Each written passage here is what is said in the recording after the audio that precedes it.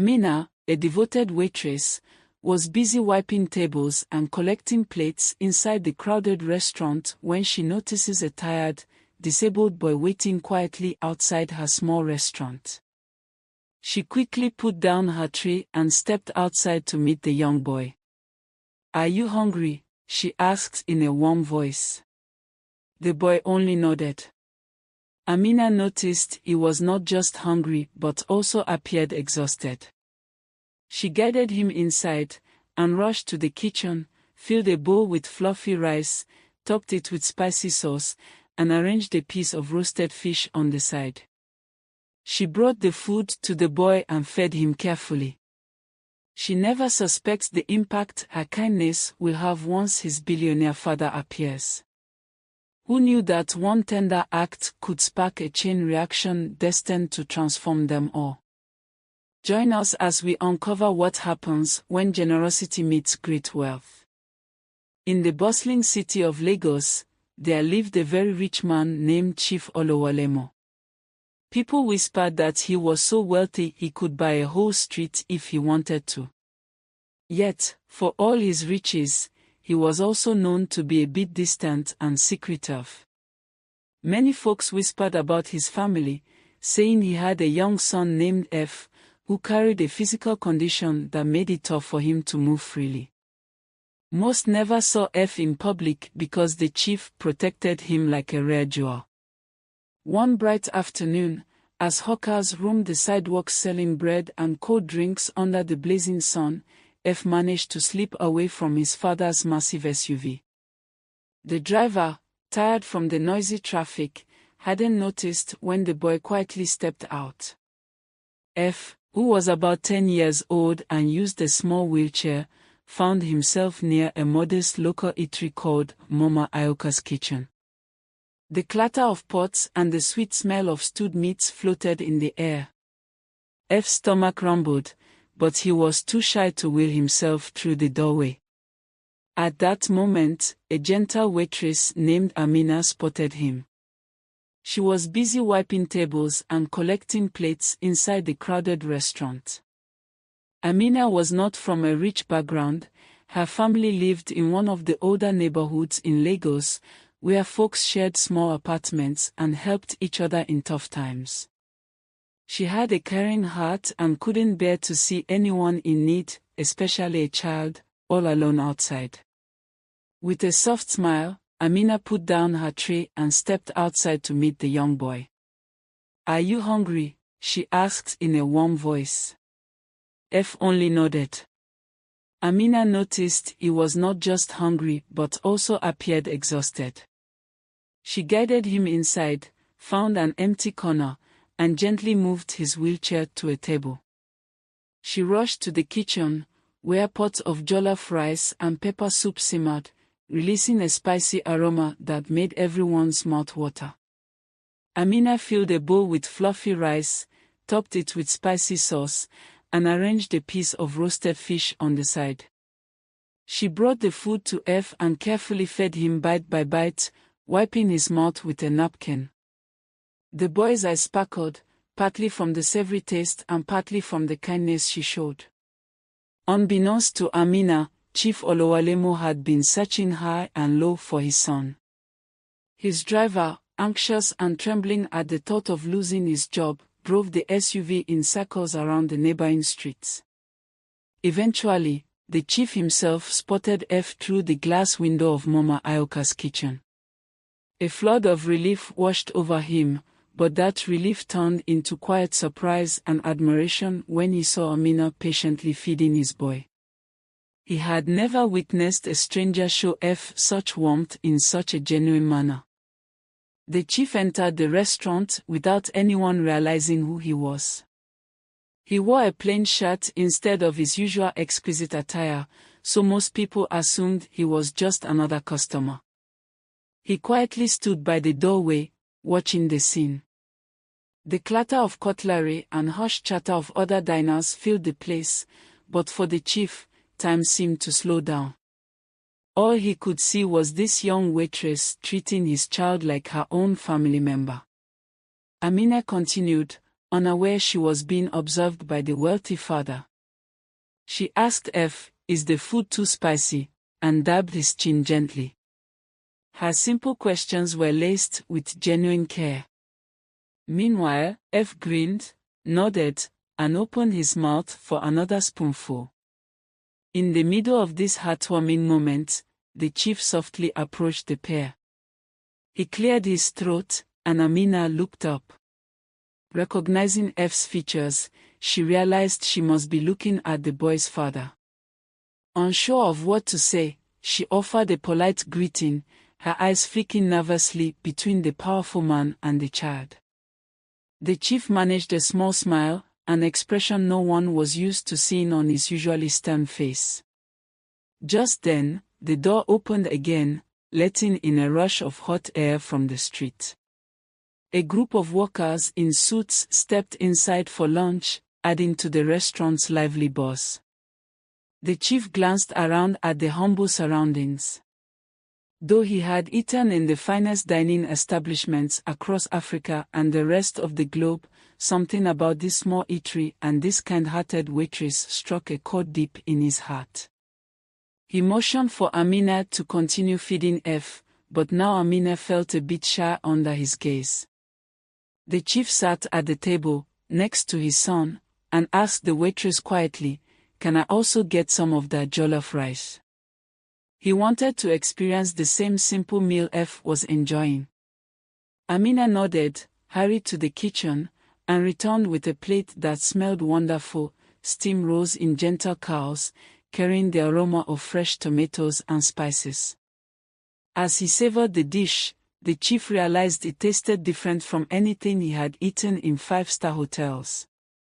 The flavors were bold yet comforting, reminding him of his childhood meals before he became so wealthy. He also noticed the joy on his son's face. F was relaxed and laughing between bites, an expression the chief had rarely seen. A few customers, minding their own business, barely noticed the unusual scene, but a few wondered who the well-dressed man was. They could see how he looked at the boy and the waitress with a mixture of appreciation and curiosity. Nobody realized he was the billionaire magnate whose face sometimes appeared on billboards for luxury real estate. As he continued to eat, Chief Olowolayemo discreetly observed Amina. Her black hair was tied in a simple bun, and her uniform was slightly worn, but she moved with quiet dignity. Even though she served multiple tables, she never lost that gentle tone in her voice. When she talked to F, it felt like she was talking to her own younger brother. Something about her warmth reminded the chief of everything money couldn't buy: genuine kindness, empathy, and humanity. Outside, the Lagos traffic kept roaring. Street hawkers danced between cars, and motorcyclists zoomed by, horns blaring in the humid air. But inside Mama Ayoka's kitchen, it seemed like a different world. The chief's mind raced with thoughts. He had so many questions. Why did this young waitress care so deeply about a stranger's child? What was her life like? What would happen if he revealed his true identity right then and there? Amina continued her rounds, serving amla and yudu to a table of 4, pouring drinks for a pair of older women chatting about the day's events. Every so often, she glanced at F to make sure he was comfortable, offering him more of the meal or a sip of water through a straw. The boy's cheeks glowed with gratitude. And still, the chief sat quietly. He ate slowly, savoring not just the food but also the gentle atmosphere. He watched how Amina managed to handle everything with patience. Now and then, he stole a look at F, who was looking healthier and more cheerful than ever. In that bustling spot, under flickering overhead bulbs and surrounded by the bustle of lunchtime activity, something was stirring in the billionaire father's heart. He started to think about how he might repay such unexpected kindness, how he could transform Amina's life in the same way she was, at that moment, transforming his son's day. But life in Lagos rarely pauses for anyone. Soon, the restaurant door squeaked open again, letting in another wave of hungry people seeking quick meals. Amina excused herself to tend to them, leaving father and son to share a moment of quiet. F noticed his father's unusual calm, and a small, content smile formed on the boy's face. Meanwhile, Chief Olowolayemo stared at Amina's figure weaving between the tables, a resolve gradually taking shape in his mind. While horns honked and voices blended into a loud hum outside, in his heart, a plan began to form, one that could forever change the destiny of this humble waitress who had just shown a level of compassion he had rarely encountered. And so, without anyone else noticing, the chief reached into his suit pocket, pulled out his phone, and composed a text message. It was addressed to his personal assistant, a man named Tond, known for handling even the most unusual assignments for the chief. He typed a short message, his expression serious as he thought about the future. But before he hit send, he paused, glanced again at Amina's kind smile, and then carefully typed something more. Outside, the sun shone over the noisy roads, and inside Mama Ayoka's kitchen, the air felt thick with possibilities. No one could guess what might happen next, not Amina, who was busy working, not F, who relished every tasty spoonful, and not even the chief himself, who was discovering new feelings he hadn't felt in a long, long while. Chief Olowolayemo leaned back in his seat, his heart still touched by the scene before him.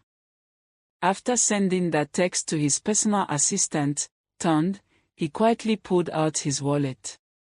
When Amina came over to clear the plates, the chief handed her a payment far larger than any bill for 2 plates of jollof rice could possibly be. Amina blinked in surprise.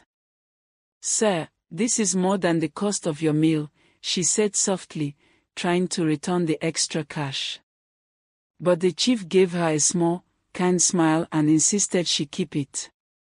"I watched how you cared for my son when you didn't even know who he was," he said, his voice gentle but full of meaning. Not many people would show such compassion, especially in a city as busy as Lagos. Amina didn't know what to say. She glanced at F, whose cheeks were still warm from the delicious meal and friendly atmosphere. The boy gave her a thankful grin. She sensed something important was happening, but she couldn't quite put her finger on it. Right then, the chief's phone buzzed. It was Tond, his personal assistant, calling back. "Yes, sir," Tond said on the other line. "Everything is arranged. Should I proceed?" The chief spoke in a calm but firm tone. "Yes. Do it immediately." Then he ended the call. Turning to Amina, he asked her to sit for a moment. Though a bit uneasy because she still had other tables to serve, Amina nodded and quickly told another waitress to cover her station. Once seated, the chief took a deep breath. "My name is Chief Olowolayemo," he began. Amina's eyes widened in recognition. She'd seen that name in newspapers and on billboards around the city. She suddenly realized that the man sitting before her was one of Nigeria's wealthiest individuals. "I've decided to set up a small scholarship fund for you," the chief continued, "so you can follow whatever dreams you might have. You've done more for my boy than any money can repay, but this is a start. Also, I want you to know that your job here, while honorable, doesn't have to limit your future. There's more waiting for you." Amina's hands trembled. She wasn't sure she had heard correctly. Could this be real? A chance to go to school or learn new skills? She looked at F, who was smiling encouragingly, as though he understood the moment perfectly. Tears glistened in Amina's eyes. She managed to stammer out a thank you, but she was completely overwhelmed. The bustling restaurant around them faded into the background noise as she tried to grasp what had just happened. But the chief wasn't finished.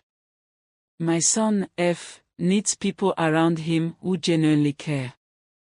I want you to help me from time to time, if you're willing, of course. It's clear you have a special gift for caring for others, and I want F to learn from your kindness. Amina agreed without a second thought. She had never imagined her simple act of feeding a hungry child would lead her down such a new and hopeful path.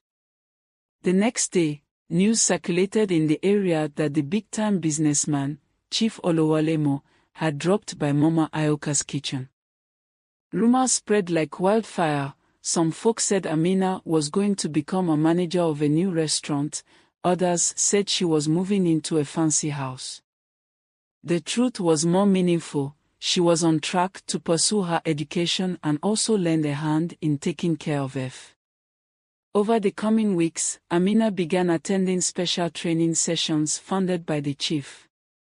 She studied hospitality and basic nursing, all while working part-time at the restaurant. She also spent evenings with F, helping him with his homework and learning about his condition. The more time they spent together, the stronger their bond grew. F would light up whenever she entered the room, and his father silently watched, feeling grateful for the warmth she brought into their lives. Word spread of the chief's generosity, and it wasn't long before journalists wanted to interview him and Amina.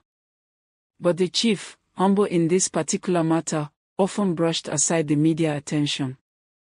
Let good deeds speak for themselves, he would say, refusing to boast about what he had done. He continued to focus on giving F the best care possible while supporting Amina in her academic journey. Eventually, Amina earned her certification, and with the chief's support, she opened a small community center that offered free meals to children with disabilities and provided basic care for them. Everyone in the neighborhood benefited, and F was often found there, beaming with delight as he interacted with other children facing challenges similar to his. This story teaches us that no matter how busy or important you are, a single act of genuine kindness can open doors to miracles you never imagined. It reminds us that caring for one another is what truly strengthens our communities, and that our smallest actions often have the greatest impact on people's lives. Thank you for joining us on this emotional journey. We hope you learned that kindness is never wasted and that generosity can come from anyone, no matter their background. If this story touched your heart, please like, share, and subscribe to our channel. Let us know your thoughts in the comments. Who was your favorite character? What did you learn from the story? Your support helps us continue sharing inspiring stories that remind us all of the goodness in our world. Stay blessed, and we'll see you next time.